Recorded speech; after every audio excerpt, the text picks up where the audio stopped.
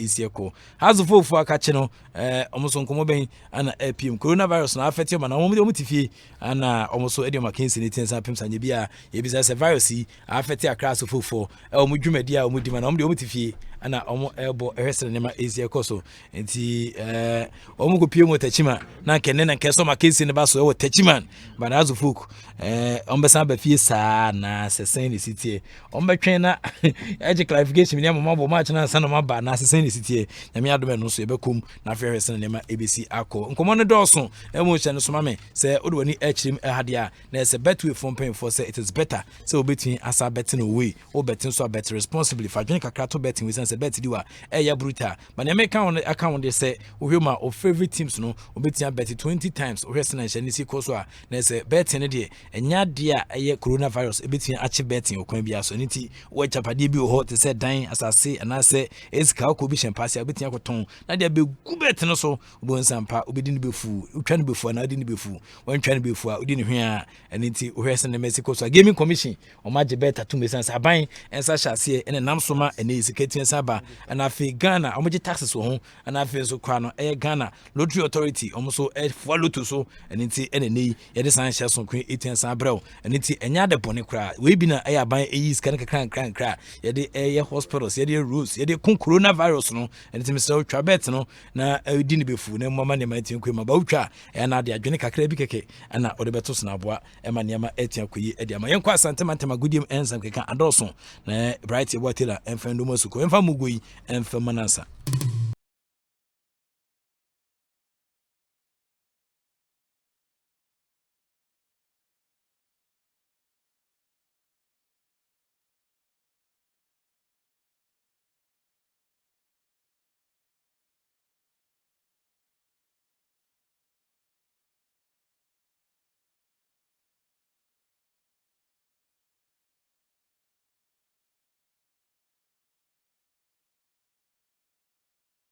Mayampa where's the Mexico so baby o kania baby ni kania na so o internet na say o Android phone am say obetimi do feed na to one logo on e dey akwa Asempa 94.7 FM so obenya live e o Facebook so na fi wetin akenkan se na nema Asia ko Bernard Padi Botwe ana abetra e Facebook na chi a o de san share so create san ba Bernard e na link na ma me na me so ma share de ma me na fofo ne o se na nema Asia ko bright ebo atela enso na fofo okuma sen so ehwe enti enko bright on tempa so fa santema gudiem ensem keka adoso emfenyan na afi hwese na ma Asia ko bright ye ma adwo emu akwa ba ubrini mienkwe wala ma me mo bibi akwa ba se de udi kaka no ti bi won kane bi ni kane a kuma ti si am ka se mo wa makum na ye dum no bat nyame adom o ma so ni si enti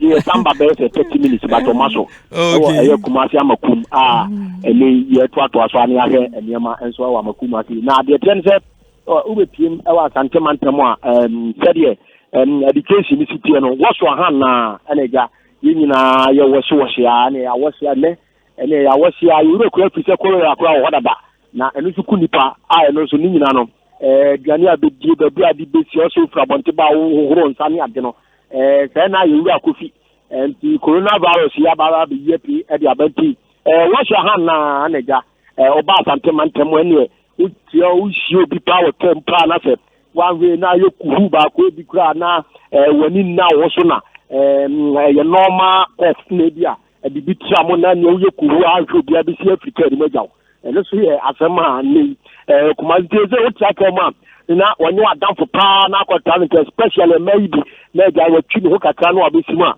enye na ni bi o de be hwehwe 1212 se ho ka no se ni bia so coronavirus no enye kuma sa santemantam de bubrija ne ho niema sanitizers a amanfo prebiato ne ho di akwa bin enso e wo ho no ma nya asem ko 20 kuma so de bibia de do nam kegeti a we nam ne fa na we nam ba obi space a nipa na mo na no so akopa obi na on na funu no ntanse on pese da bia nipa na over ka no so beko na ne agu sempia na apempem bia ti yabem enti asantemantam de eze coronavirus on sensem na nsu jijirim ni nyina ne se eno ka hobi ama se se ka se sporting activities a ye no ye Ghana say asantemantam yes you dey bia kan fa Kim Faisa Asante Kotoko Ashanti Gold e bia so nom ene wasama mu nyina abebo mo sisi Kumase ya Asante mantem ha no mo so ene team to damere so Asoko Deportivo nom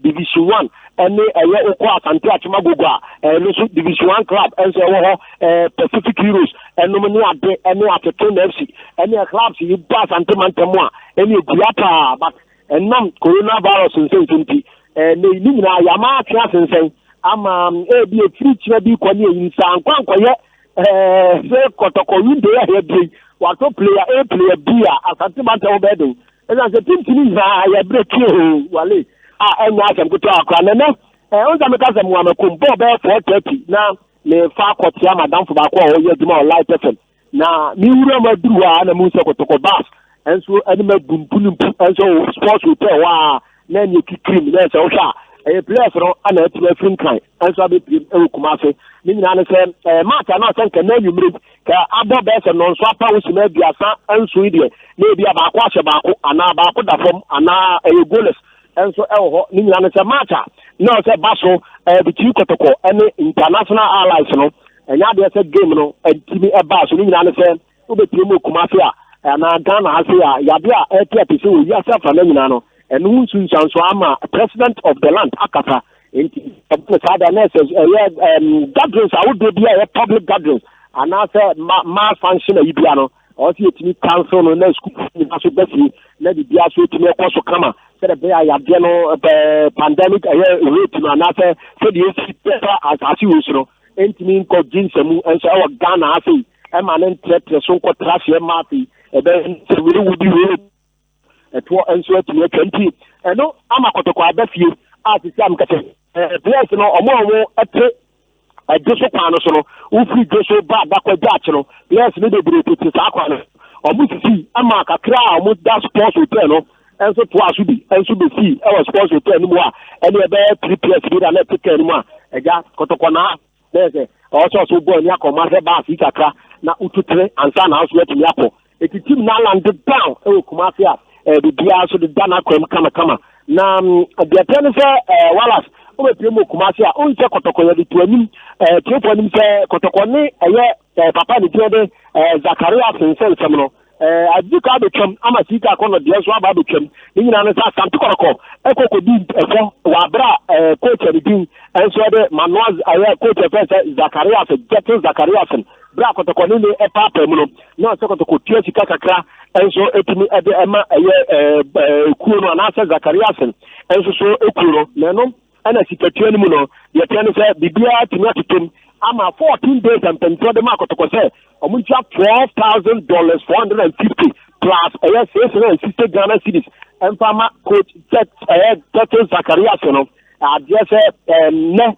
he been pentor to Sikano and so let's kind of call a check and a could be lawyer I know ujrem and so let's make ma Zakaria Juma Kuno let's near my bit Zakaria no and so to me as a legal man and so to Tony Mama Zakaria and so to me people and so to me na letter no and I said check the coca papa insano na check no was a different days and time to me cash Sikano and so to me be free enti check no dey aba as you say o be bounce there and the class minimum aba be kan say I was a big number of days kakra and na say the you ni watimi ko omutimi ko bank wa omutimi ayo withdrawal no enso amenatimi atutum kama na no ada be Saturday mu and Alhaji Karim Cruiser de be tuja say contract so say coronavirus nfensini yetimi suspended Ghana league no you answer no mo so match against a class of folk so Pechiman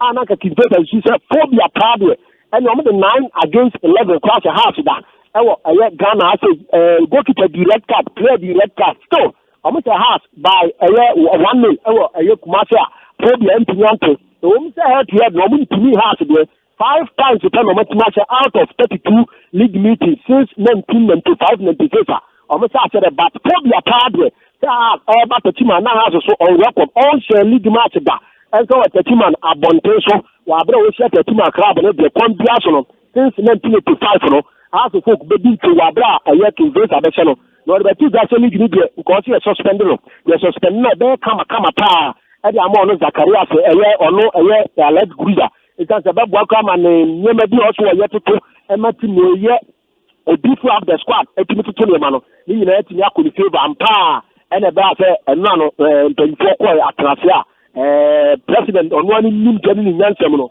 otimi de two that team time ye mbetu bibia ni pekashia e ho nti ta ma so amaso tikin face aso abeduru kumase amoso ya ahusefie ena window na die ama enkane se players be se ense bibie wan sha ahwe benkosi ukara na to fasa etimi register e dia kan wa mu ni boye ta na no ani ye hwe dim se be nya fa players bi na no so ye timi dia tuga nti kotokoso sanu na se kemfansa bodo kuro enso san enso kumase afi no mo ugo pem e wa Ashanti Gold ana unse da unse as good be sign na say on say ni nyina ne say wale Friday yentini amadwuma de no so sansona Thursday no enam eya ball na no so wonti no yentini enhia na de kan say champion ko paye say supporters aka ko huru no ama eya dwuma de e ko so awo bo ase ema eya team no edinto eba ba sha mo for the third time we bo ase in Sports Stadium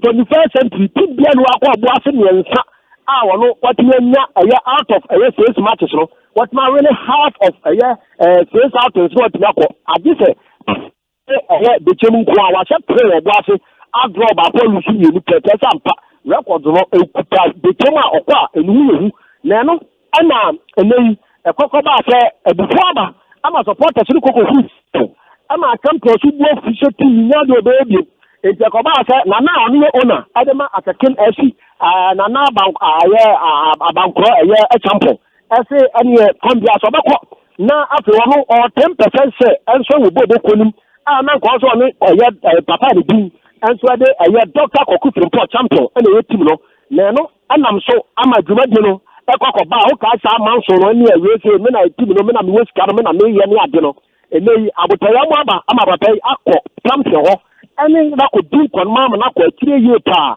ama former DC also edema obosi municipal assembly no also papa de din also de tuzu zuba sa na pa fre no also kan ho bi also ni mpempo akuku da me adanse ahofo akuku da ma omuka bi wom nyina akọ tutu afse papa yi se kom bia so no omo anon tutu ne ma na go do ko no nsintim nkoso nte de abotoye mo abanti enche both a champion ana working in peso gu for Mosafa say kon bia so no ono na ewa ni team no enso adiama team ti ehe say Ashanti Gold bobo ko no so no bibia tutoma omo so be sign no so no na bibia so atimi akoso ye nyana nke say physio ko we ya mranto bi te James Akamen ko ene Latif Anabila contract ama omo enya kotoko omo be sia kan dia omo enti say champion anya fast na wanko ankoko ndosi boys ya na se contract yi ataka kuma bi na timi aba from se kondi aso be we ya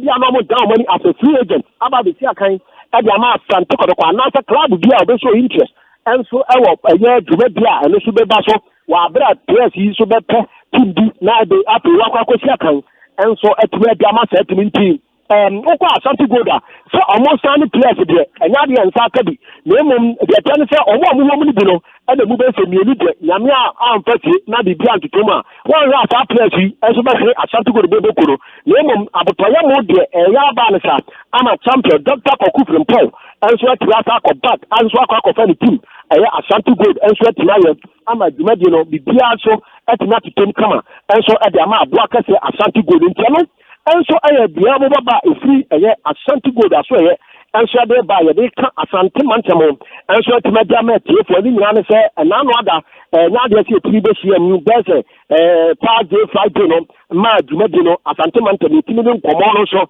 enso timadi da no nti ani akoya ti a ya ka fa sa alfe ni so enso timadi aka ho bia ye sa de ma tiefo enso ewo so na bakina place mi ni bi enso ala ndi okumafe mo ne kotoko training din ba ku striker na striker yi obaka ya waras tama nei chan tournament yentian qualify wa bro mba be share Ghana say ya yentian teno sa branch striker on me share go anso di etimedema oye oman di anso de Burkina Faso ama defender ba ko anso kan bia the attorney of the training name as we say almost now the in your muscle name. Yes, a strike and say she football. No down, no bottle, no one I touch him, and say what to go to me now. A amount unfairly the bar, something to go to him, and I'm saying 3 matches go on one more class sported him, you know. Give me the 2 other trunk.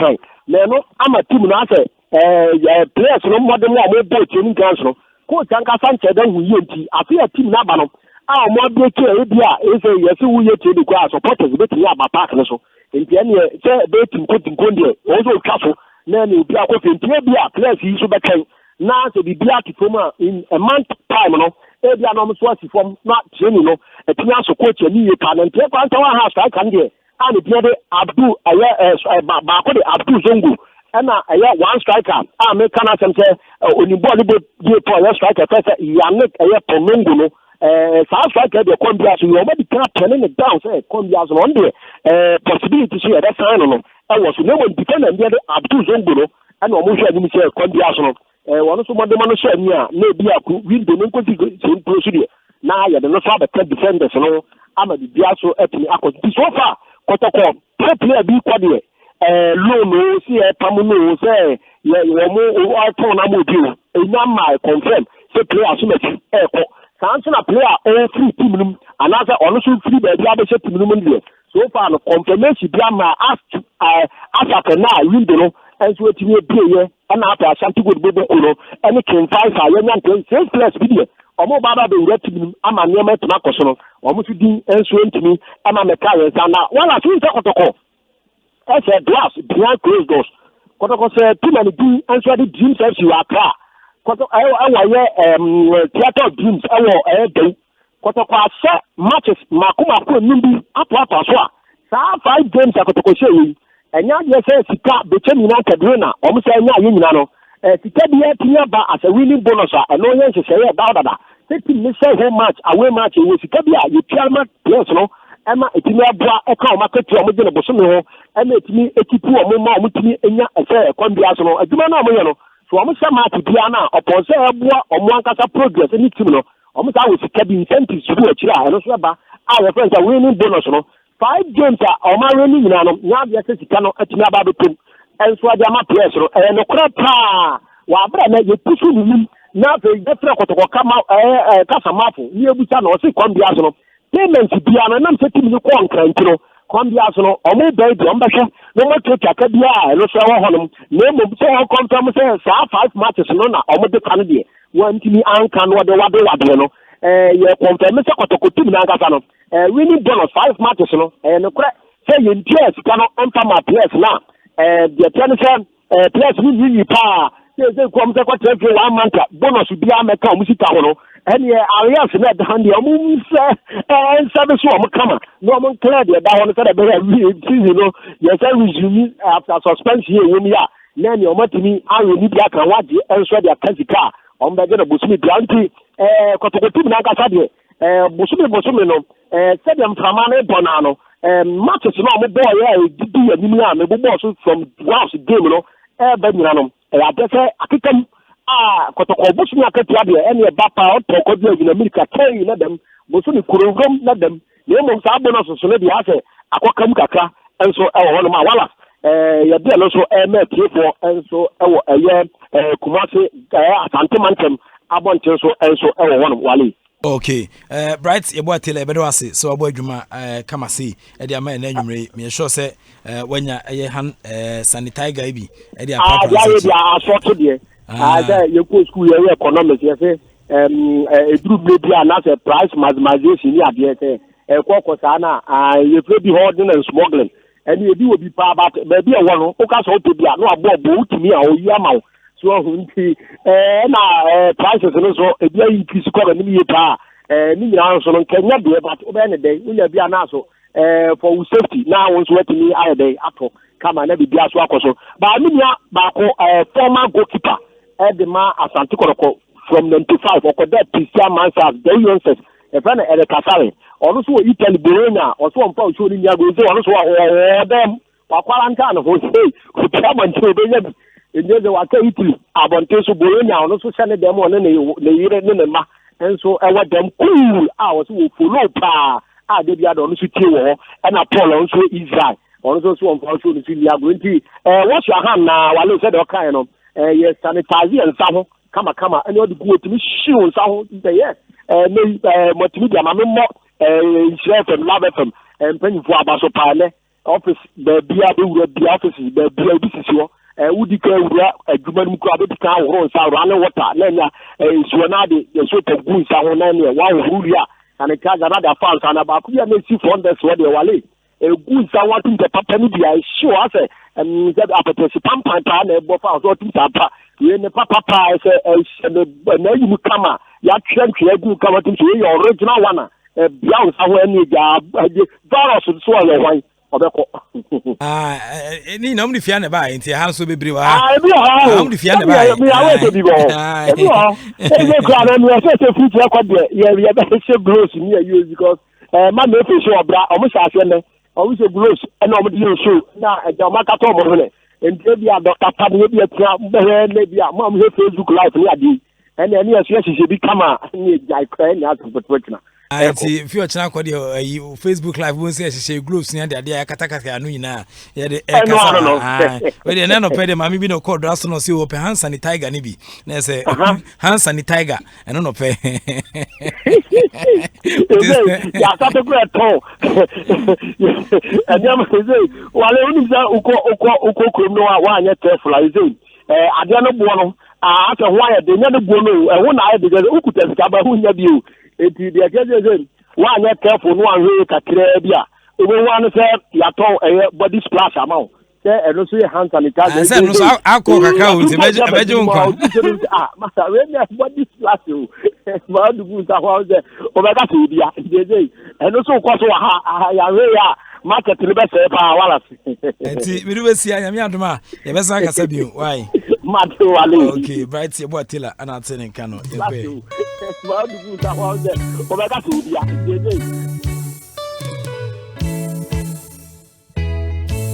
okay, I still Asempa 94.7 FM so na so go so ati na santima ntema gudiem ensem keka ana ate se bright ye boatela den common 18 jan ba quickly Facebook comments ka create be PM ha Nathaniel Saki say good evening watching you live from UK and I so bra bronze say good evening to everyone in the studio Derek from Asesewa and the way Aba Frank Akumi say good evening Wallace I'm watching you live from Medina Social Warfare and Afi Kofi Edu say Wallace I like the way you smile in fact a lot of people like the way I smile. When I frown, it's not too good, so I always smile. And the Trump Junior said, "Good evening, Asempa FM." And I feel so. Berak, say Insha FM Ghana. Africa in fact I'm sending message we and platform we say whatever and number be and say I PM her on also this sound come we etian but you know we a few messages I'm for there but obetian send me WhatsApp comments no so WhatsApp so 0244483290 na afia can come my phone send them AC call I want to shout no so etian send PP mu efa Ghana agudie mu e betwetwe komo bruta but men call quickly na afia men kan krata kakra we mfama ansa na me pem no yesa kwa man so ne penfa do be etian said in komo 57 minutes after the hour of 7 within the Professor Ike wala sagudie catch back up we share me kroma from Super Ike mejo so muskan so mema kakra na so odi ahya me di kan catch that saying the disciplinary committee of the Ghana Football Association komo da no ukoma na so form kolom nipa makoma ko be senum eye osay kwadwo ado o chairman and afen so Lauren crab abebio esquire ono so ewum be member Emmanuel ni kwesu member na afen so Elsin na champion member and Nathaniel Lai nso member and afen so William Bossman NS secretary Edema Esakisia me don komo kakra ebija no Accra Gate Olympics FC versus Mediama Sporting Club protest in respect of their Ghana Premier League match day 12 match played at Akon Park Takwa anasan komo etiansa be PM page 1 about 5 pages menya daje me kan ni na brofo na ye se cheche ya tana cheche mo sene Mexico so menya ba kokra se ntumi wadaje pa intimisrew nso nya daje ma menetiti sene ne ma AC course proceedings in accordance with article 56.3 of the Statutes of the Ghana Football Association GFA and Article 35 of the GFA Premier League regulations. The disciplinary committee, hereinafter referred to as the committee, considered the dispositions from Accra Great Olympic Football Club, hereinafter referred to as the petitioner.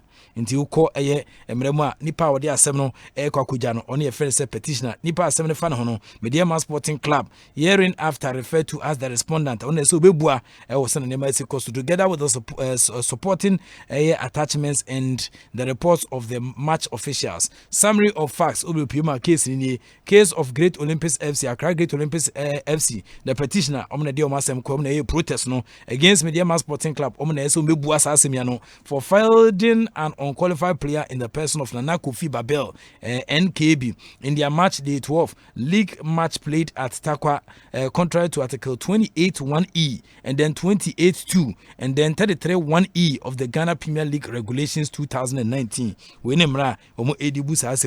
the case of the petitioner that Mediama SC fielded an unqualified player Nana Kofi Babel in jersey number 20, contrary to Article 28.1e of the Ghana Premier League Regulations 2019, because the player has received caution in 3 matches played. It's in match 1, 6 and 11. Into Western Mexico, Nana Kofi Babel match day 1, match day 6 and a match day 11. Chese will receive caution. I was a match until Huma 3 yellow cards and a Branty Etienne said I was a matches Muntino as a with me in Yahuaso. According to the petitioner, Great Olympics, the player was therefore automatically suspended or ineligible to feature in the match day 12 game of Mediama SC against Great Olympics at the Econ Park, Takwa on March 2nd, 2020.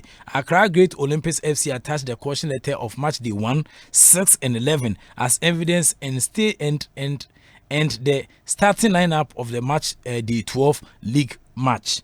Accra Great Olympics FC subsequently asked the disciplinary committee to punish Mediama Sporting Club by forfeiture and to award the match points to them in accordance with Article 33.1e and then Article 33.2 of the Premier League Regulations. In the defense of Mediama Sporting Club, the respondent in their statement of defense in the protest urged the committee to dismiss the protest and that it has no merit. According to the respondent, Mediama Sporting Club, the Premier League regulation, which Great Olympics relied on, Article 28.1e of the Ghana Premier League regulation, is ambiguous. Into we say Mexico, so Mediama Sports say we article no de bana article mu now a vague has no meaning and cannot and cannot be applied to adjudicate the case in question. Mediama SC stated that the operative clause in a caution in 3 league matches and that if the framers of the law envisage accumulation of caution, the law would have stated explicitly that an unqualified player is a player who has received a caution each in 3 league matches. An unqualified player is a player who has received a caution each in 3 matches, 3 league matches.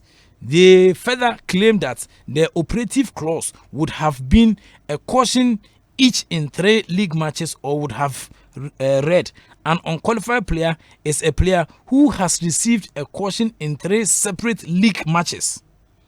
The respondent therefore claimed that the provision which Accra Great Olympics FC wishes to evoke is invalid and cannot be applied for offense they are alleged to have committed. The respondent further stated that it would be unfair, unjust, and miscarriage of justice to suffer any sanctions based on the application of said law. Mediama Sporting Club therefore called for the protest to be dismissed in light of the fact that the said law, according to them, is unmeritorious and lack clarity. The respondents therefore called on the GFA to amend the said law so that it can have proper meaning and effect as captured in Article 29.1e of the repealed GFA General Regulations. finding and groundings on the decision. The petitioner stated that the respondent should suffer forfeiture for fielding an unqualified player in the match against Accra Great Olympics, contrary to Article 28(1)(e), and then 28(2), and then 33(1)(e) of the Ghana Premier League Regulations 2019.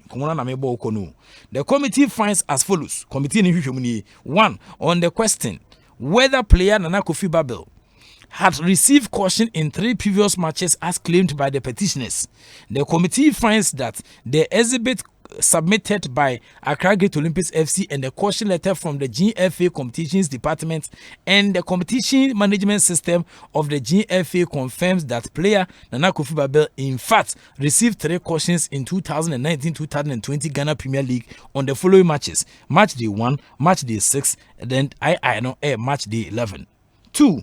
On the question whether player Nana Kofi Babel was fielded in the Match Day 12 Ghana Premier League match between Mediama Sporting Club and Great Olympics FC, the committee finds that per the attached starting list for the match, which has been confirmed by GFA Competitions Department, the Competition Management System CMS, and then the match video, player Nana Kofi Babel was named in the match list and actually played in the said match.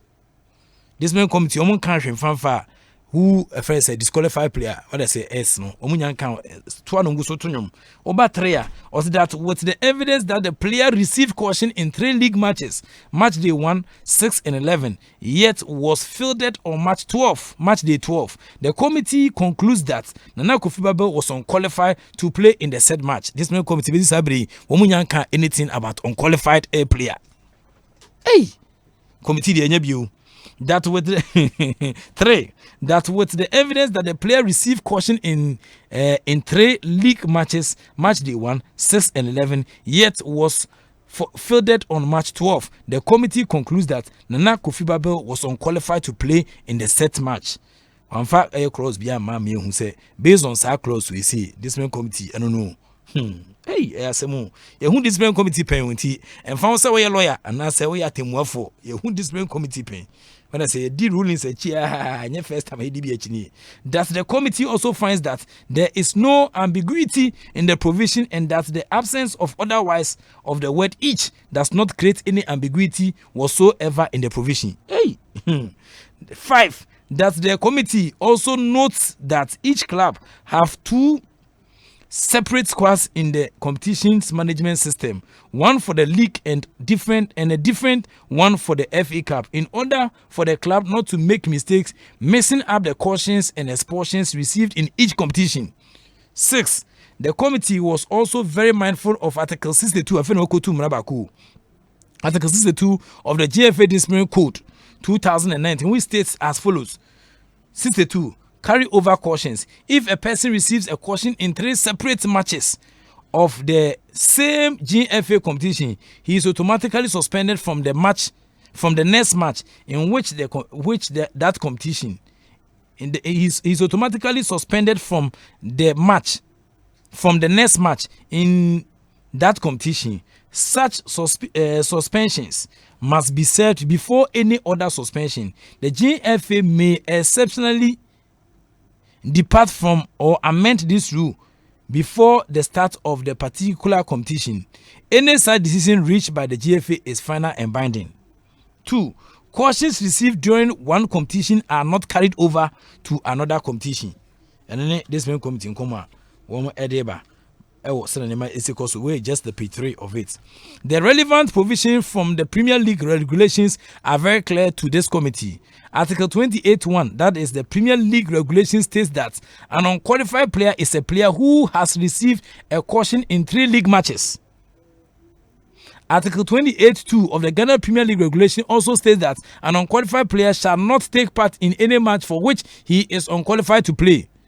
Again, Article 33(1)(e) of the Ghana Premier League regulation provides as follows.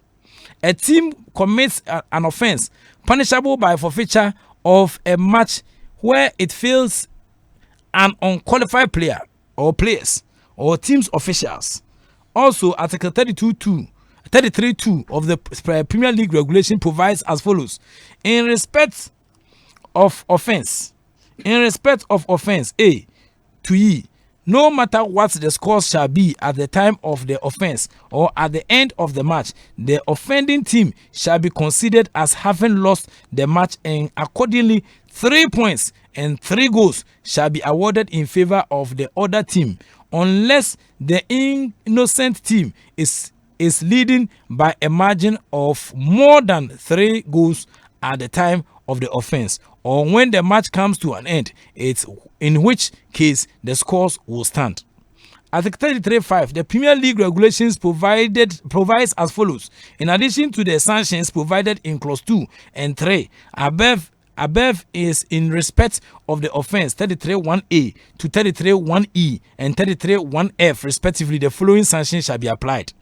The defaulting club shall lose 3 points from its accumulated points from previous matches. B. The club shall be fined 5,000 Ghana cedis, which is 50% of which shall be paid to the opposing club. Where the defaulting club is playing at home, the transportation expenses of the opposing club shall also be paid by the defaulting club. The protest shall therefore succeed, and therefore the consequences provided for in this Premier League regulations as captured above shall apply. Decision. The committee therefore makes the following decisions: that the protest of Accra Great Olympics FC is successful since player Nana Kofi Babel was unqualified to play in the match day 12 Premier League match between Mediama Sporting Club and Accra Great Olympics in accordance with Article 28.1e, Article 28.2 and Article 31.1e of the Premier League regulations. May call page 5, which is the last page. That's for fielding an unqualified player in the said match, Mediama SC shall be considered as having lost the match, and accordingly 3 points and 3 goals is hereby awarded in favor of Accra Great Olympics FC pursuant to Article 31E and 33.2 and Premier League regulations. 3. That Mediama shall further lose 3 points from its accumulated points from previous matches in accordance with Article 33.5a of the Premier League regulations. Olympics case matches 3 no so say that Mediama Sporting Club shall further lose 3 points from which its accumulated points from previous matches in accordance with Article 33.5a of the Ghana Premier League regulations. 4. The Mediama Sporting Club is hereby fined an amount of 5,000 Ghana cedis. FAD 5,000 50% of which shall be paid to Accra Great Olympics in accordance with Article 35B of the Ghana Premier League regulations. That in accordance with Article 35C of the Premier League regulations, Mediama SC is hereby fined an amount of 1,000 Ghana cedis, which is 1,000 Ghana cedis, as transportation expenses of Accra Great Olympics FC. 6. That should any party be dissatisfied with an aggrieved by this decision, the party has within 1 day of being notified of this ruling to appeal to the Appeals Committee of the Ghana Football Association. See Article 35.10 of the Premier League regulations of the GFA. Ose Kojo Ado, Esquire, Chairman, Disciplinary Committee, Monday, March 16th, 2020, and as a ruling at Tofem. Yankum, Nafian Nema Asia Koso, I was Nanshan Asia Co, Ojumajim, Yanko, Mr. Oluboy Commodore, General Manager for Accra Great Olympics. Chairman Yamajo. Chairman Yamajo.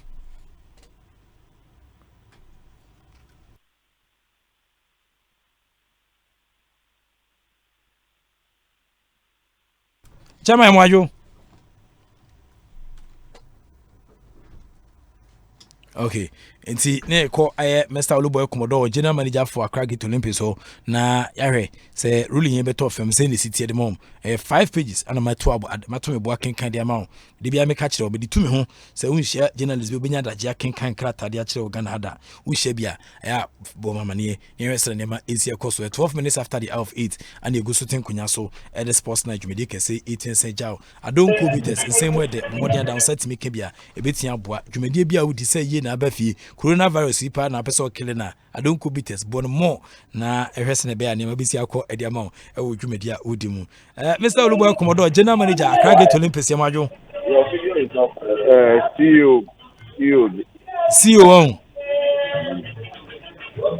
Mr. Oluboy. Hello. CEO of Accra Great Olympics. One. Yeah. Okay. Good evening. Good evening. But you be able to call Adam. as I'm a tone catch Accra. Okay. As our background, did kakra womb, did kakra womb, obi kasa wachi, and Kofonso ya into Obadano Kakrama. Oh. Okay, yo. Sebi, me sure say Monsa Cameroon, no, amo, every film media, Okuma to your mom. Nukuma Tom him. Nukuma Tom him. I don't know, come and tell you. Problems for this year.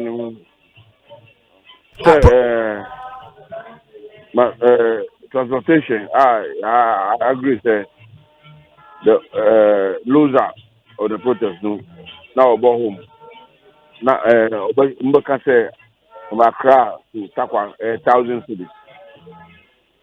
The Mikra may appeal at 3,000.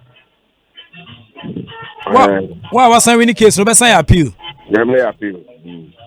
Okay, the transportation cost, no, which is 1,000 Ghana cedis, no, overseas, sir. Yes, Takwa players 2 days with 1,000. But say 1,000 yen, 1,000 yen, Wadama, MTNFA Cup, Moji Yamudisha Modikoe. Baby, you call every cup, Takwa. Okay. 1,000 to that. Only 1,000 FA Cup Muda. Baby. Okay, 1,000 no, over protest the TS 1,000. Baby, appeal. Okay. The message be say, then how did you come about Nana Kofi Bill's 3 yellow cards? And then I would hear some information. How did that come about? Yes. Why do you want to know how I came about? It has been proven that I was right. So why do you ask how I came about? I will not tell you how I came about that. Because I told Midiama at Takwa that they are fielding a player who was not qualified. And they argued with me. Was that before the game? Before, during, and after. You told them? Yes. Oh, okay. They protested against our goalkeeper who was being changed for injury. Our second goalkeeper got injured during warm-up. And we wanted to change him and replace him with a third goalkeeper who was not on the squad list. They protested and protested and protested. And I told them that I'm very good. Me and their chief executive are very good friends. So this is what they are doing. They said, I like the law, so they want to apply the law against me. And I told them that, okay, they should protest against me for fielding an unqualified player. And that I was going to do the same against them. I didn't tell them which player until the game started. Oh, okay. But then person say be on say time men at Great Olympics for more receive Premier League regulations says class be now so complaining say almost san cancer regulations here. Obi a be kan sa no or trofo or hypocrite or mischievous. 24th December. That's before that, now extending regulations a long time ago. Into the main regulations now, your friend will say, and your draft bill, is extending because a long time. So be I make a comment. Be a country, not a single club can be won. The resolution were promulgated on the 18th of December, 2019. Okay. And it was published on the 4th, sent to all clubs. Midiama had 2.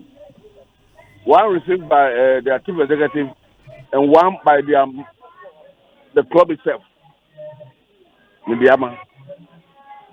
It was received by Midiama Sporting Club and a selfie. If they didn't read it, it's another thing. Okay. I wish that this matter does not travel far because many things went on after our match, during the match, and after. up to the time we fight the protest. So I don't want to go into those issues. Onyema ben sa na course. I can tell you. And no pay ebinumuti studio throwing out be a ubeka say but we say either one party and obi and there's some kind of influence because if say be a work game and sport mrawo ludo drafts be a mrawo here say what we need points in boardroom or outside the boardroom. Real Madrid and then no more year I points every more. Now I say a punish club say Omumbo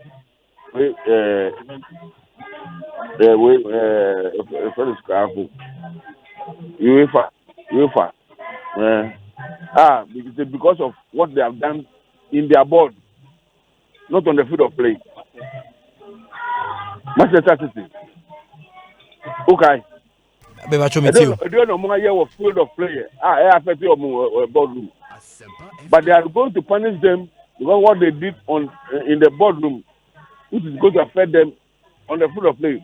They say 2 years they shouldn't play in the and they have voted 30 million euros to fight that kid. Then people sit in radio studios because they have mic and they throw out all kinds of garbage. It's very sad. I didn't want to pick Asempa, but because of the one who called me, like I won't pick it at all. I will not speak to Asempa. What they did on radio today, I was ashamed. That people can sit on radio and say that they should not take boardroom points in any way. What I expect them to say is that if these rules are wrong, they should ask that those rules should be repealed or amended, and not to say that the rules are. How did Memorial Sundown win the Africa Cup? Were they not eliminated by Midama in Ghana here? Were they not called to go and play because those that eliminated them from the FA Cup, Champions League Cup, put an unqualified player? Is that not the case? Oluboy, friend saying, Asempa, you must be fair. Oluboy, say panel. Oluboy, Pacho Wadamo. Say panel. Oluboy, say panel be Ebertano Kanasema. It doesn't represent the views of the station and your opinion. Sena yama opportunity. Inti sa oka say enu post krana ka onka say nyefe. Okra no anyefe. Ana me say oka say onka say na say onyefe. Onso mu ama emra no ye nchirechire mu yi. So I say I'm telling you that those people who spoke on radio today, it was only I forgot the name. It was only a Asman who was saying that there are laws in the game. All the others were talking as students. I don't know. Oluboy. Yes. Tie san ko mama validity beto dwa no. Mediama Sporting Club for enso say omo the release aba. Now, Mediama Sporting Club said, Omar received judgment from the Ghana Football Association on Monday, deducting points over claims of fielding an unqualified player during the match day 12 of the Ghana Premier League match against Great Olympics on March 2nd, 2020 in Takwa. We reject the decision of the disciplinary committee and will fight the matter to its logical conclusion. We are scandalized by the decision to award boardroom points to our opponents and will not rest until the well-deserved points accrued on the football pitch is restored. The club has initiated process to file an appeal against the bogus and ridiculous decision and will exhaust the internal legal channels. The club will also explore other options, including seeking justice at the Court of Arbitration for Sports (CAS). We stand by our arguments and will take the appropriate action to ensure the final outcome is favorable to the club. We would like to urge our supporters to remain calm and we fight this legal battle. The battle has just started for a local game and the club will fight this case with every resources at our disposal. Winning Koma Mediama Sporting Club on the Atom official page. So aye, I'm clapping for them. No, say if you are not happy with the decision, you go on appeal. But what you know, what kind of Mediama defense to the protesters and what kind? What kind of defense no? Say before I be from my kind 5-page documents ni na already defense no, Mediama defense no. They were talking about the usage of the words each and separate. Heavy court. So I'm clapping for them that they want to go through the legal process and not other means. I'm happy for them and I'm clapping for them. You are clapping? Yes, I'm clapping. You hear me? Why are you that clapping? They want to go through the legal process and not other means. Yes. If your own defense is that the words used in the regulations are ambiguous and not that you haven't offended the regulations, then I'm clapping for you.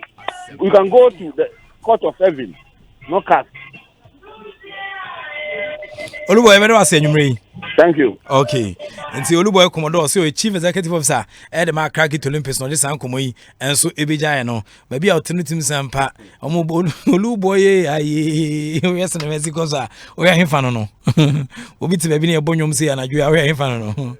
Coronavirus now killing over, you know.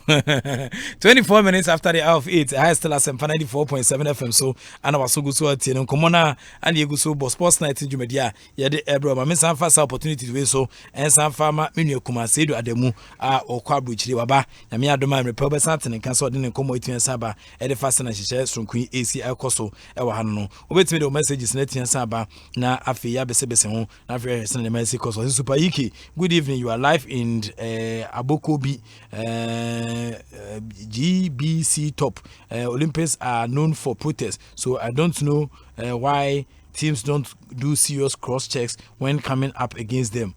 From Charles Anyabu and also Dinkomoi at me Abija Kude Ohanum. Obi say, my boss, that is why you are a sports prof. May the Almighty God continue to give you more.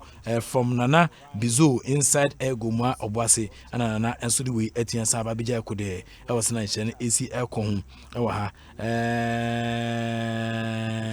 Benito. Benito, fantastic evening. Come on, Bibia will be send me a voice message this time. I mean to me, and kind. I used to send me a test na Metia kind. Good evening, Prof. Wallace, please, Prof. When can GFA do the clubs who fail to write their players' name at the back of their jerseys? In fact, I used to watch foreign clubs games and the players' names are written at the back of their jerseys. So what is happening in Ghana? Thank you, Prof. Akwesia Atomic and also anyway fi kwabenya etimi ebija ewanum. Good evening, Prof. Oli again Malam Baba from Medina and Malam Sudiwe etia bija kude ewanum. Obidi Abase, good evening, Super Iki. You always give us good show. God bless you. Watching you live from Pra River, Pentecost District, Mission House, and audience Ankome Efiba at Nkoko area. I want to use this opportunity to extend my greetings to Pastor Sydney Wallis at Pra River, Pentecost District. This is Dave at Pra River, and also do it about a chia prafo in say Omutie Sportsnite. Good evening, Oli coronavirus and their boardroom points. When are they going to stop this? Kojo Brefo from Sprinters, Kojo Camrano, Via Mrano, Yede Elbow Jumentino, Yano Sanema Asia Coso Owensha, and also Etienne PM Ewanimu. The message is in there. Bana Egusu Ebeba, the best out was working canny Nadia Mam. So, and send me a voicemail, send me a message or WhatsApp. So, Nafian can come my mouth from Sanema Asia Co, Owensha, and also Etienne PM. Yanko a Wolfred Cobnao, na Yanen entry Kumokakra, or bought the ball our Albania club from say KF. Tirana ona usina kan na we Kobna Kobna bia bokode We have oko wala. Yetu kache. Nyame adom. Okay, nti wa brocha na Ghana. Maybe you where da Ghana. Oh, is that want to my own? There. Be close. Yeah, that's what I don't know. Say we come from Naka Quentum you. As I'm boss annual no me yaka Quentum. Coronavirus me yaka Quentum. Oh, okay. Inti send our boy bra say waka Quentum me. Yes, the demo go. Ntumi go be bia. Bibia nye juma. Mo she dem nko a. Ai, o she demo go. Ntumi go be bia. Inti mo ye de na modidi. I said before be we no. Omo announce enti. Yakodijwa be kufi. Ana wo ya bibi so out me for team no doctors no. No ma dey abro. Ba wo pa dey wan kasa no. Untumi nkwa abonten kwa etwe.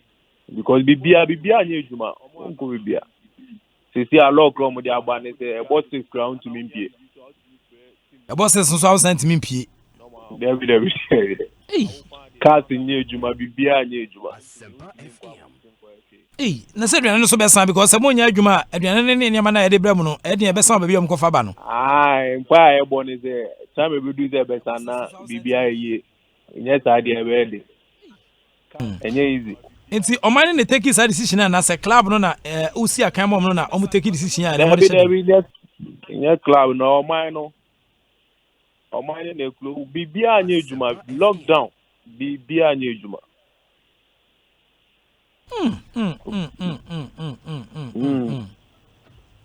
Hey, adena amanfo hulu sana enye easy o.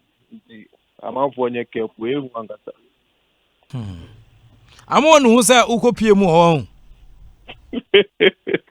Na scanning tiama bibia okay. Balance ho. Balance where de. Oh. Intenye say bia me no di nkomo say a na say be difficult kwa say obi kra na obetin atwetwe nkomo. Debi obi a se demo obi esu because adie no unni obi ache no. Unni obi ache no and spread it fast. Ko hwe uko Italy ni na ma uko asori dem no fu adaka ni na ma ko fu we serious very serious into. Yanko training ya nyeshi wo demu keke udidi no wada say ya munye hwe unye training bia exercise bia nko so no aso hye dem sa debi dey wa ye o push up wo dem ba bonten dey hwe nko so abonten nti omo fa bibi ti say e bia se mo hye dem yi ye mfa edro bia mre mo se mo no ma na se bibi sa bibia ni ho sa pharmacy ni amanyina anye ejuma hwe nye ejuma Asemi adiun. Ai me check me share social media me say Ghana for be brenade edidi agoba eni kwanza o mudidi ago because unje e ba ni nyine ni sa ago ba enye easy o share the way ko na enye esi on the Ghana for nye smart sisi a endorse o no na o so mo ni down na yen cutting because spread ya ehu pa ye ma me ne papa mo like in 24 no mo we very vulnerable man was a young boy ni dia e ka ka ban 24 no so see yen she because it's serious I say come to mo ni ama omo de ama po ya yo mo to me di show mo kra no mo ntumi nti o bet me imagine say spread it too much of Ghana e be hu pa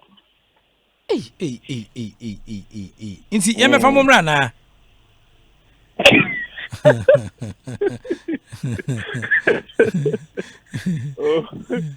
Ide ide o pese ani de.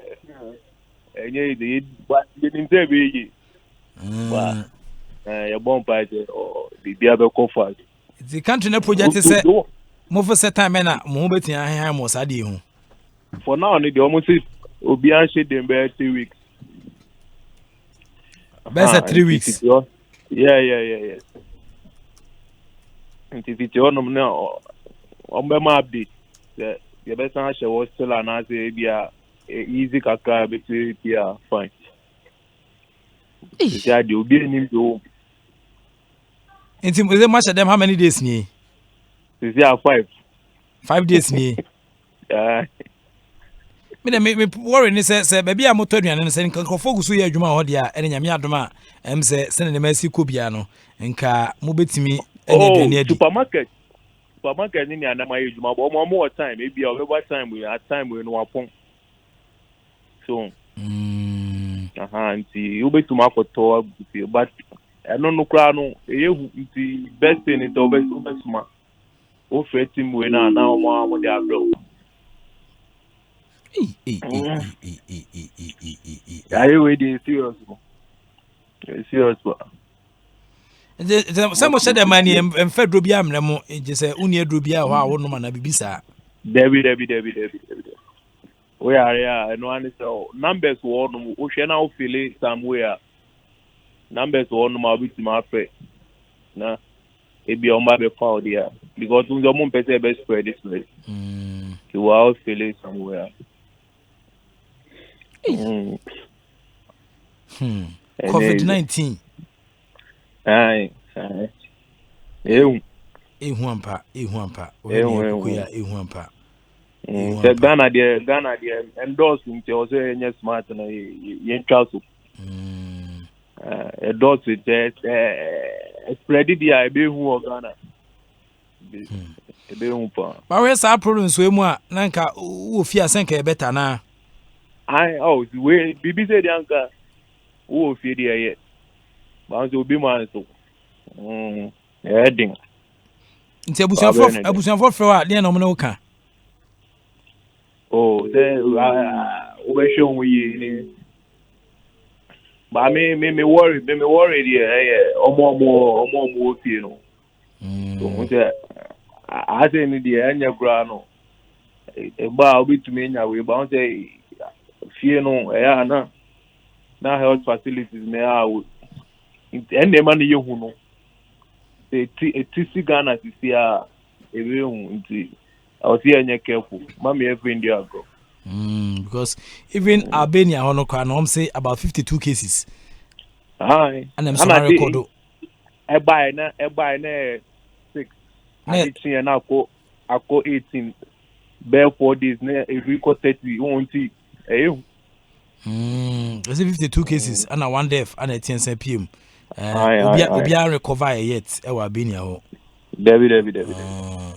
And as Albania from say masifo fi Italy ho. Yeah, ben Italy and I'm share go for more Italy almost 1,000 plus.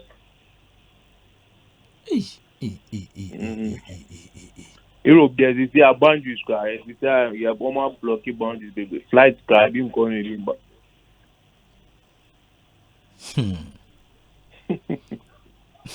Semo I'm saying you can no ti me sure say Ghana for befa abawo ne wo kan mu say o ti anya smart you won in term there o ti anya smart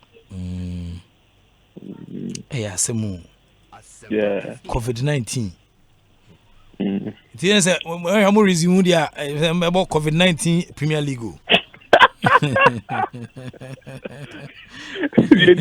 the new guys will be review the cancel league because the whole of Europe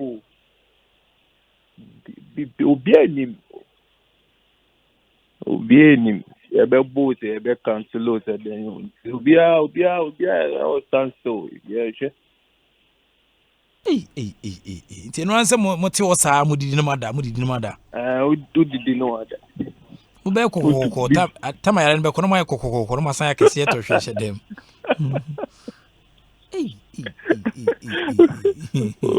ube kese wanji ya de ekoidi ube kese mu place no wanye discipline ukazi obi didi rob be ebe ni so say anhwa na akọ ntu nya bi na se odi mo se na be akọ na se mo anya bi nkura na Nese show ti oh chale it has and tiger no obi wo honum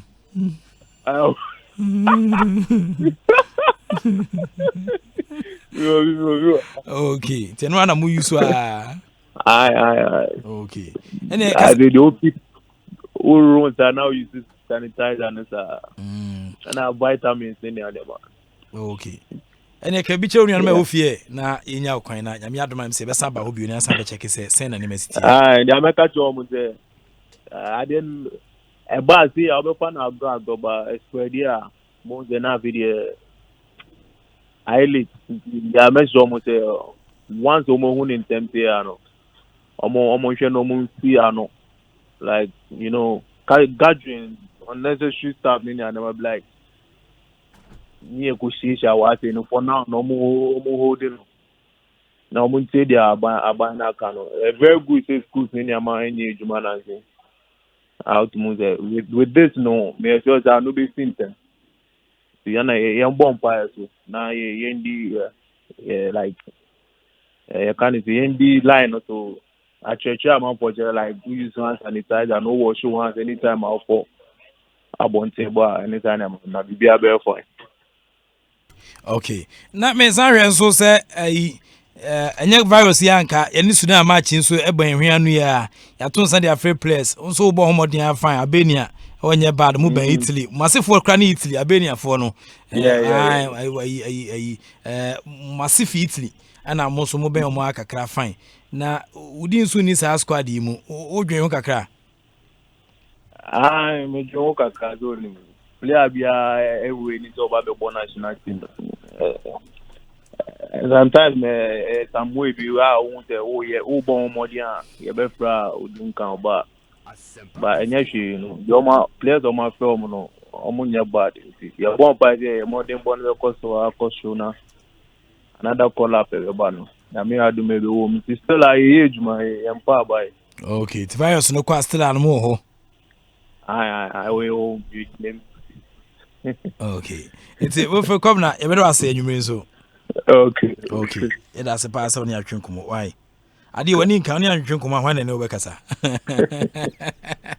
it's here as if why okay it's we for come na and atene can Albania club from say KFA Tirana e wana osina kan ana ono so de nkomo atiansa beja nwumre coronavirus nkomo no se enya nika omo ehye dem sa mo nko ba bia ohia bibia ofre a team doctors na omo ede abrew ti se omo didi na omo ede ni Asempa ana ato football mu adehia won so etete baabi ntinkoma no so apiem no no ba quickly me san komu bi a Kumasi Asante Goroko ne a order say won pay a former coach the Zachariasin an amount of $12,425 which is about $660 660 Ghana cedis as compensation after say kotoko guilty breach of contract in PMO player status.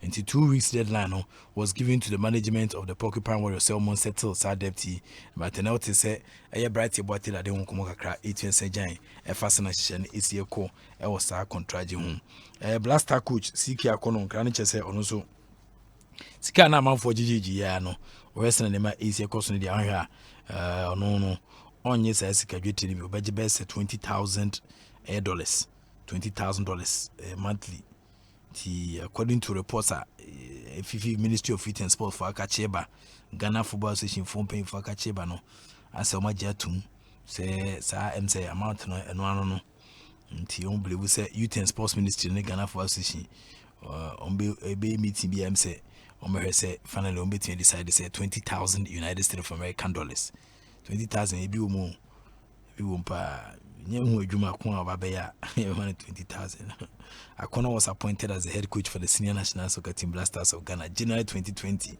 Western Nema Asia course na contract details obi enyehu ye coach a friend da no afena ne sikasem ho enkomo 18 samba Ukuma his assistant coach David Duncan Kranche say ono beje $10,000 busumi bia gab no muwa man me ho kakra ke bia 15 kran kenye bad so 15 so because some media relations mo Jesus care obe media relations near there was coach no want you ke mom 15 enye bad assistant 15 the coach no so nka 29 media for be so to out think come 25 man siki on petu Okay. Let me produce a my life say coach is being petia. Into no any moment no aye into fancy o me and country found into no come me producers ni be e dia banyo mu na and I agree a cross section of the production team no and aja to say sika de mom na say no no yen kom na afi ne Kennedy Bua chansa KBA ono na kasamafo panyi e de makuma ase asane roko kasa empu a ana epu Kennedy bibia bokode Wale. I'm going to you. I'm going to. I said, see, came on 20,000. And I done can some say 10,000. And my wo I see now so budget 5,000 near the living getting so I see. It's not come say Dan can the on family 15. Because by media or the 5,000 by media relations. Oh, now even friends and the first year no on be dancing for a mom appointment on be dancing. And yeah, the one 210,000. There's still a cool win. We call that be no what tablet sicken. Yes, I quite seeking so 20 no so be media relations kakra already no kra no amount for the straw to sicken more twini we did that in 20 no 5 can one and so the media relations but as MC at 30,000 so you know that and son I figure we but me producers ni be say oh sa advocacy say am bin count the minyai is answer sa coaches we won sheda ntia e was omunya mu kwa na die ntino ya ma na remeni ba bia wona e bi nso se o da bi omuna mfo ne omntino menka na emfa kranka kranka mo ma e be so to ma te so to ma to mbe hume sa na ho ka Pero o famra it's ngoma abaro no Kennedy bia bokode na ma dum bitia oh okay na kotoko ti sen kotoko na mi dum bia boko team na ko bi mo kuma se once you don't say you suspended like you know na national care or match against Inter allies and so against affected and ana play me was say we about 12:30 and a team to free na maduma ko dun kuma se nka ba mo ba e de ka ba ho oh ye bank last week Wednesday a day before any sharks going on and every program na better say a bit complete team no aka than say me kokuma se me asaba ababo against Interlands and team no our from Wednesday at complement and player copy more kokuma se a card yes a cover then so it be so I witness so se be happy a being with you and the Odrin can be pretty na se be also dream ni person kono nti ekade aba nanso enkwende nchime so de papa okay hwade ba ko se team ne kopie mu kuma se no magya so mo nkofie sa na asama quarantine place no ba bia mo hwe nim se ebia besi sabrede nyanya reported case bia kotoko mti no mo maintain place na akosi se ne besi oh yeah and alope management meeting kakra our team so it's hard to keep that back of the medical team and into take a situation it be reduce or sort of open there or snare year now you want to take we don't say the big team and say we compare once all compare so a lot of cost now there is a protocol come him to the ban your ball includes us you have to play in a car and all that I can't there should be paid but even as a preventive measure and even before team ban crying now medical team actually the whole team through preventive measures and everything. And then also I can breakfast.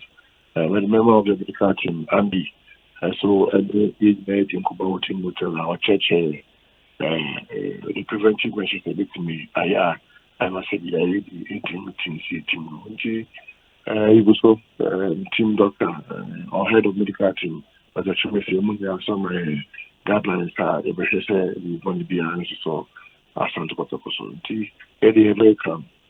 Okay, so European teams in other jurisdictions omo ye test edema mu players ehu omo status na ye declare near that no ene mo nya some baby oh ni nya ka adwin share by na no play war team camp cause focus will be camp omo ba play say ye test ma will be bia Okasi keep your so campus so we need to run all the testing the need na drinking no pain or meet that's what I'm saying team na copy mo kwase the video channel Pakupim, AVM there. Now, you away. Okay. $34,000. Former coach Kwabena Akono, now the Blasters head coach. You were found guilty of breach of contract. Player status from paying for no more Ekasai no. My ready say move to SSK no must settle debt here. Oh, it be a traceable. Now it's ruling so over a week. So last week, I ruling by already seen by the appeals committee.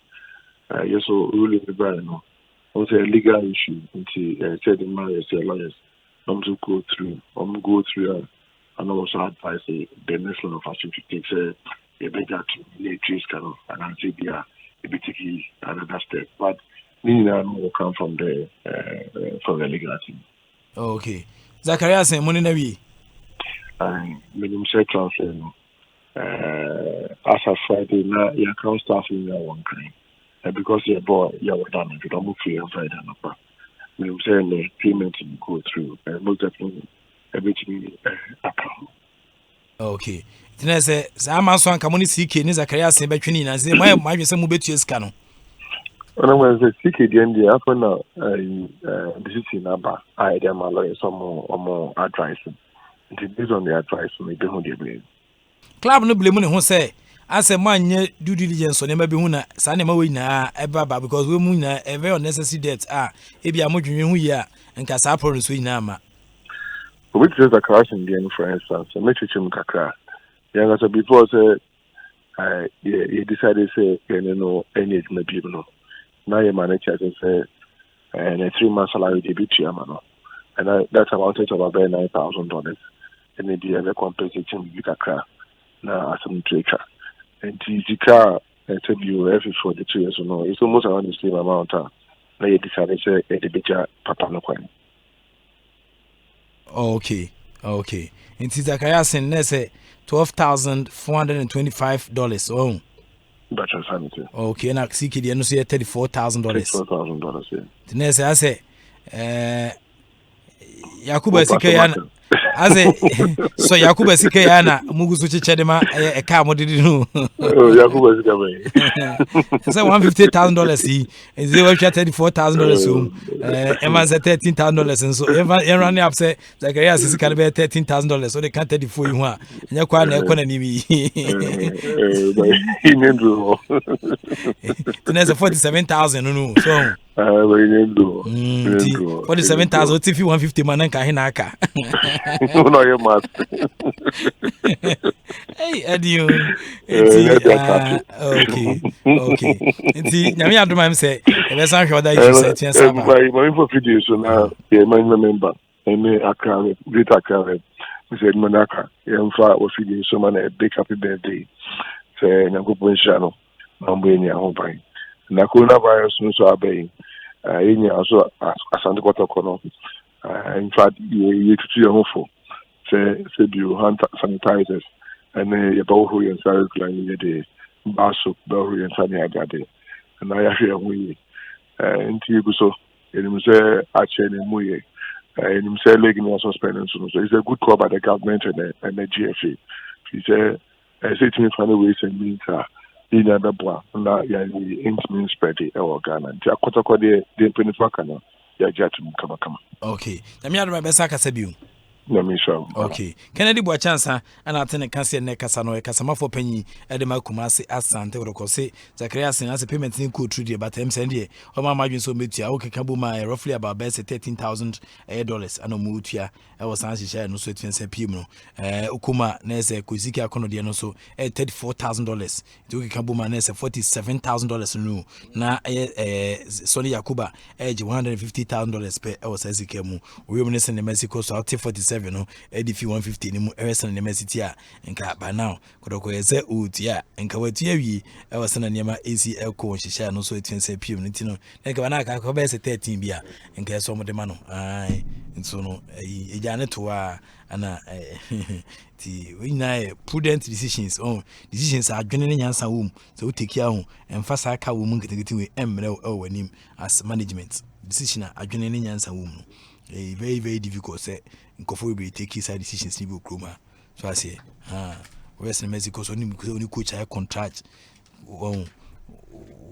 na fi kwa faso tu we dey coach siga kono so the man so dey fanya hwe obaji na de we dey obaji ti ayi se munya mana bia mo de mana ade assign ho I was saying my AC Koso Jumedia Edimu. 52 minutes after the hour of 8. Sportsnite Jumedia Gusote so na Eden Common 18 St. Jow. My catch out that say in Sunday a program is super na open Sanoma a Donko bitters. A Donko bitters are the finest authentic bitters made from the finest selected roots and herbs. A brewed from traditional herb prepares to perfection. And send me the papa. A Donko bitters. Ye send ye. Womodian Diatribuati. Coronavirus ya ba kwade yesi twebia boa pama ne metin kwe baten saba kwa etu ase esan helps nti no prapra ya de wa bia fi widie nim no ya donko bitters real bitters for real people adonko bitters onyema enumbi onimru fi ni nwotwe so a enumbi onoma afadwene kakra to sensen ebrunya nti bia ne ho ba bia de ko adonko bitters de mufua bomodi ada sa sabeti akebwate nsanie Adom TV ene Adom FM ene we Adom FM a yewo eye DSTV so channel 883 nti obetie me ho anopa bia Adom FM so na Afigo TV ene so Adom FM so channel 196 ene so hweme a obenya mo so se me kasa dendene pa from 3rd of March na no Tuesday ene this an share so creating sabae a chese West Mexico so unya reset recorder no Edemu live e wa Adom TV ni Go TV Adom FM ye tough ntia and ye ho akodom sa platforms se be bitia boa na pegya mo ti international program na me wo ti wo say program international e wo we asia fana nyina se wo DSTV so na Go TV so a se we asia fana nyina na egusu tie no Black Rock on a whiskey same way the papa a blend of whiskey and infuse natural oni e wo e dia som ne dia som duro dia ma no e wo inviting aroma we say we hwe no Black Rock on a whiskey refrefrel inviting aroma hwem na de e smooth on the tank so e ko trudo o tekrama so Black Rock on a whiskey e unya ene ice mepacho your favorite mixture and be more relaxing experience. Anything I be this answering what dance the amount. This is another quality product of Casapreco Company Limited. Onoma fajuni kakratun wati. Oni mrufeng wa chia msao. We share air kobi mo no matia to my numbi. Wati. Afi so kra no your pinfon so a nya dia sansen ebiti dia kagire dia mawo na wunye sa ne manyi na mu bi na se open sanum dia Black Rock on whiskey msao e twitwa bi ebeboa emaniama etian koyi e dia madwumadie bi da odie no na ye go kumazi sinsampa kumazi voi on si ye o twitwa bi o twitwa bi ne hwe odin kaketu evi kakobi di coronavirus ne twitwa bi but o rest na Mexico so da bi ma me sha me ho so na me panyifo ne nam nti eja o share ne ho so ana chese e baaye uzani minimu dodo no o ndi aponchina bi ba wanti anwe kra ni minimu dodo no tse akonya nsapa but ni pon nam no o me sa be dia rensa ye ni kramu ne nam ne sa esa ne so fo so nam ndi be dia rensa ni minimu dodo no o de sa fa ni minimu se sa prof normal me fans unnecessary fans onya so berry but be any day ni aba no Ghana's favorite and then fastest growing online and you can for the amount www.adomonline.com open local and international news, business, entertainment, politics, and lifestyle, sports, and in your account be adomonline.com. You beat in this and share some good amount.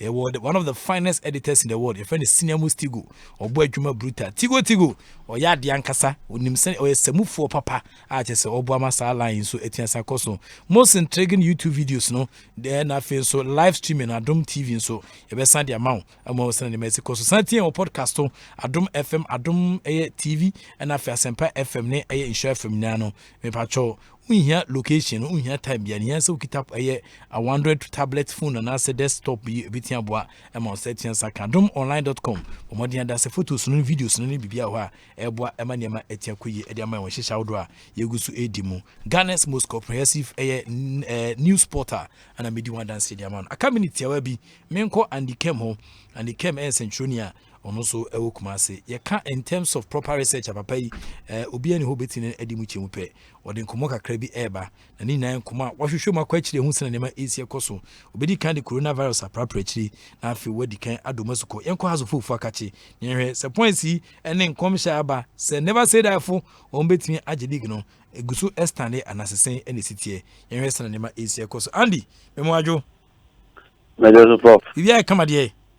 Yanadon Boko. Meba sentiment and bamidi associate the buy inti masabidu mesa bankasa abedi bes 1 month eho sisi na kuma se majeje me so no me pese me be je adwuma bi okuma se na me be ye na ebo ma me so mitimi be jeje omso reciprocal o pese reciprocate gestures na o mo de ma me no tinya me adoma meba ti we de munya botema me matese nkofo prof na buy na de na me da noble hotel ona na me da India for India for hotel ya shin sense ana adechi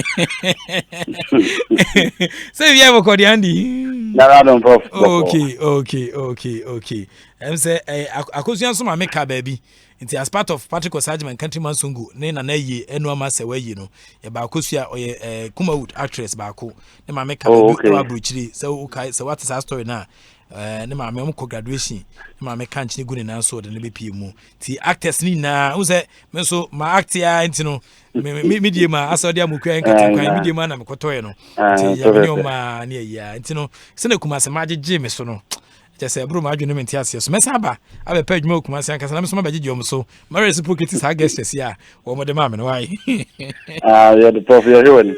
Andy when come and the coronavirus ade ba ko am say amawiase na stand still ana ne so Ghana Premier League no so ase watwemu kakra ba na nkom hye e da has full say ya me adoma wo mo ana betini Asaje League no say na huniama. Well, a Prof. When him say as he said earlier, and we are seeing now stand still.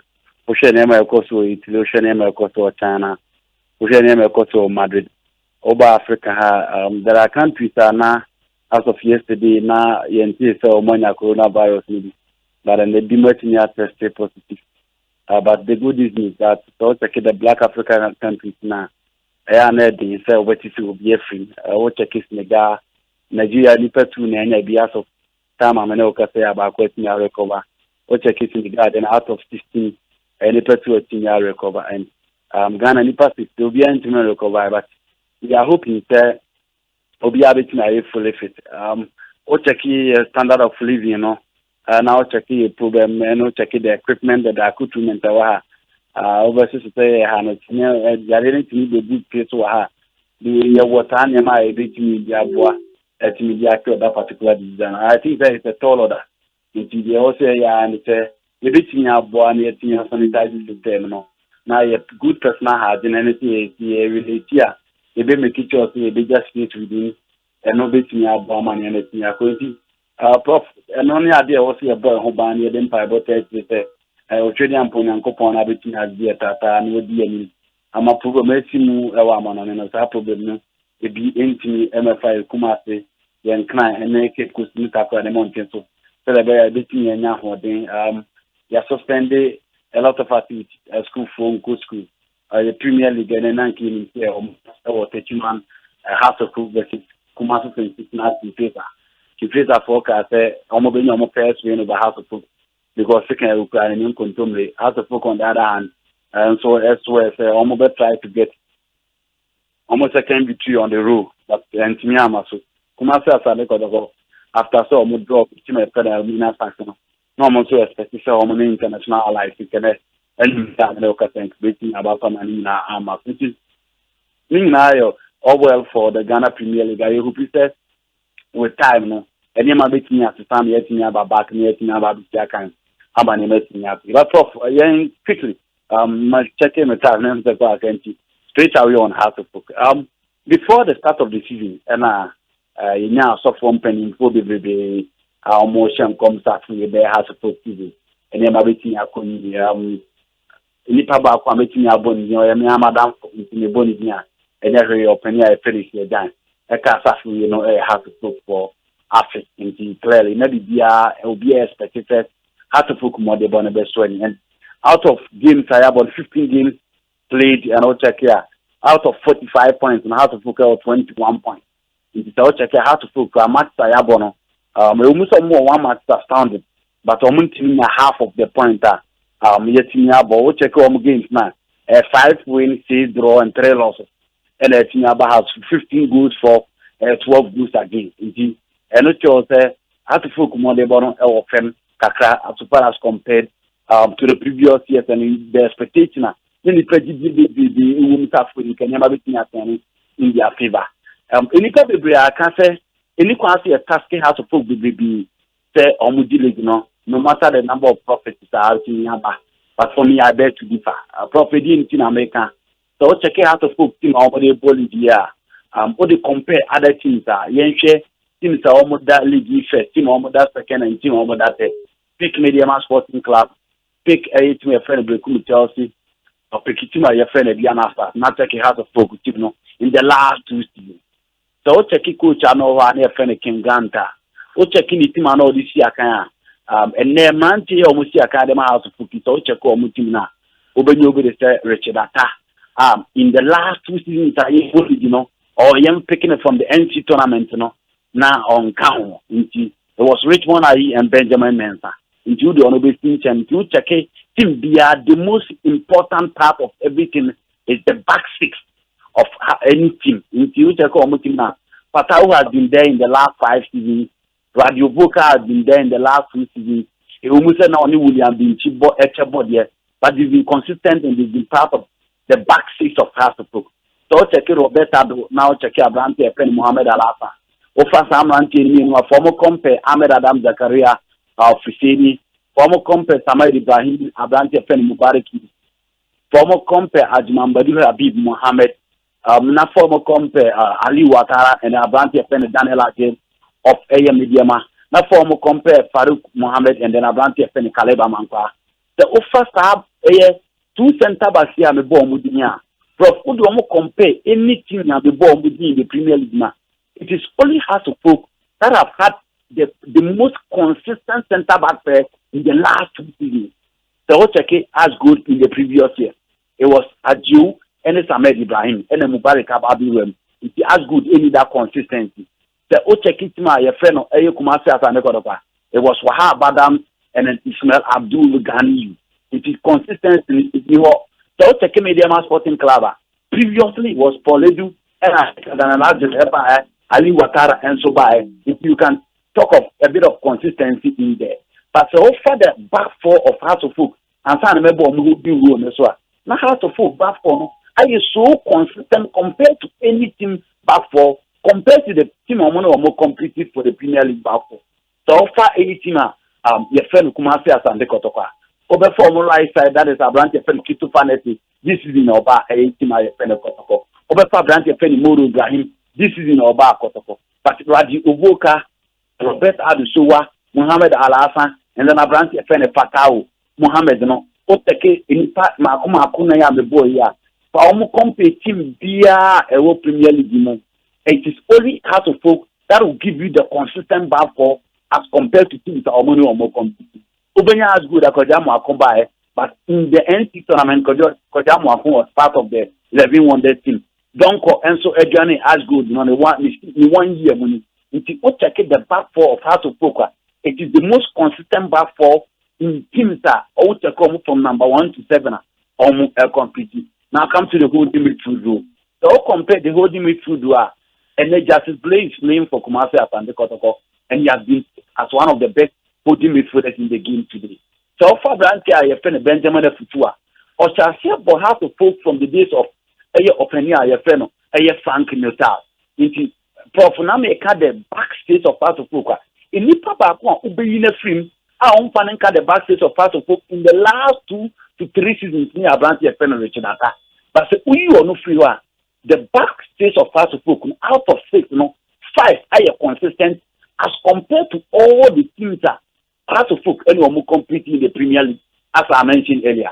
So, Oteke Ediana starter, Tijani Joshua cohort this season, Isaac Kwan cohort this season. If you Oteke Ediana starter, so back 5 now, you are going to get Joseph Ado, you are going to get Elvis Opoku, you are going to get Kaliba Manko. 3 out of 6, and Hasselhoff was 5 out of 6. We can as good so there and Kotoko, you are only going to get Abranta Yefeno, Habib Mohammed in the last 1 season that has been part, and then Atima Bedu into Kotoko. So all compare the back 6 now. You have only 2 from Kotoko, 3 from Mediana Stars, and then you have 3 from Mediana Sporting Club. If you have to focus, so in terms of consistency, in terms of team chemistry, in terms of cohesion and perfect harmony in the back 6, you will get 5 from Hasselhoff. Into Obeyi Abrante Feno, Frederick and Sabuchi, no Inesta film said they've not been part of the construction from day one. We you man about Branch Feno, Kofi Koji. From the days of the NC tournament under King James, he was part of the team. Joseph also has been part of the team in the last 2 to 3 seasons. A 3-year ban in Albertina Babylon, and even the last time Chelsea upon came to the free out to the team of the moment. Professor Otake has of foot 18 now. Out of 11 players almost here can you have about 8 players that have been consistent and that have been part of the construction from the days of King Grant till now. It is how to focus team, pick players, now pick team be our first level. How to focus with the most consistent players in the last 2 seasons as compared to Kotoko, as compared to Asgood, as compared to Mediama Sporting Club. Mediama Obenya players did Rashid Norte, Obenya players did Erikwaka Wakaba, Obenya Kosido Wakaba, Obenya Jenim or no part of the construction. But don't forget, Opoko Hajiman, Nana Kofi Babel, and other players are maybe in Oma Kwaba. Ediana Sasubenya Mohammed, Ubenya Bisopuku, Ubenya Samobu. But take them and check how consistent they've been and how almost they have formed the team play, as compared to how to put. In the Professor Otakia, the baby team and Kate, it will matter how to put any numbers not to do in the lineup as compared to teams Americans. Now, the argument the first one put up and say, has appointed a new coach. You can grant or do more but both take the house of full coach that is Odu. Come to Kotoko. Master Kwadu is a new coach. Come to Asgood, and Asgood is controlled by Thomas Dia. Go to Bekum Chelsea, it is Atarabidiako. I know coach second division team River Plate in Kenya. And I walk your friend of Bekum Chelsea now. Go to Adiana Stars. It was W Tando and now only experience in the Ghana and now it is part of the Kenya. And who compare teams that are almost fighting for the Premier League. Team and consistent when it comes to the technical bench contest, and that is Media Mass Sporting Club. Ubeking a coach some more good and consistent. And the Professor in terms of cohesion, in terms of team play, in terms of consistency, how to focus any big teams are making one thing now.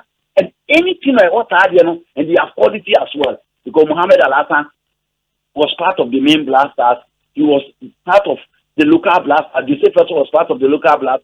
William Denchi, a part of the under 23, Radio Vuka, and now call up to the national team in Congo. It tells you the kind of players how to focus at this particular time. Richard Atta and call up to the main blasters, and Richmond Ayi was part of the under 23 team. You see, Prof, we are talking about a how to focus team that has about 8 players as national asset to their team at least. The only more complete teams are here can now. But this is a house of folk team almost that 7th on the league table. The software be sharing income, the profit be coming summer, or none of the other talk. But I feel say in terms of my own analysis, I feel say house of folk and what it takes to be part and complete for the Premier League. And your mobile bread, anybody be almost that as 7th on the league table. But house of folk problem now almost so intimate and rectify. This is the situation now. They will be able to answer how to focus a problem anything. Prof may quickly the government until only time. So what should have to focus? May you imagine SBB so. How to focus problem or move now the Ghana Premier League, a idea back of it. Or be able to say the idea. Teams now what this side, what side has Asante region, or more Brahafo, or more Western type of Ghana. No, how to focus extra goals or moving in the last 2 seasons. And Prof. Officer this particular season, how to focus how to focus Elusuye, how to focus any good, how to focus Edroy, how to focus any media or more trainer, how to focus any Chelsea, how to focus Elusuye. The only thing from this particular sector are how to focus actually any results against them and you became United. And also, this season a film. Now, last season or the last time I bought league a truncated league now, how to focus become Chelsea as a how to focus by 3 goals to 1. How to focus as good is your by 3 goals to 1. How to focus any Kotoko, how to focus 18 Esha Kotoko, how to focus against Mediama, how to focus any Mediama Bordeaux, how to focus playing against Olympics, how to focus playing against Liberty, how to focus playing against international allies, and against teams now almost all. Professor Watakia in the last 3 seasons, how to focus on teams in the air bar or money problem. But a bet teams are Wasi Hana or more brands and Ometiabo. In the NC tournament, you need to start academy as almost there. But when you go to the main proper Airborne. It was Kumasi Asante Kotoko had to put at the semi-finals, and at the semi-finals, Kotoko and on penalty. It is a what take out to focus. In as much as they need an experienced technical hand to help them, and they will need a coach or also be senior support to coach, friendly coach Obi. They will need a scout to scout for them in most of their teams, and technically, so also games they will need a tactical genius and some of the I'm result. But in reality, how to football and say teams say what this particular side of Ghana no and they saw in this particular time they will take teams that have to focus on Maba. Out of 14 games or Mabono, prof take games that have to focus are winning. I think teams say what greater class side and take teams that have to focus on Maba or more winning at this particular side. So I'm very realize league you know more person or more competing, league you know more person or more you know. This are many teams now wahano and they prof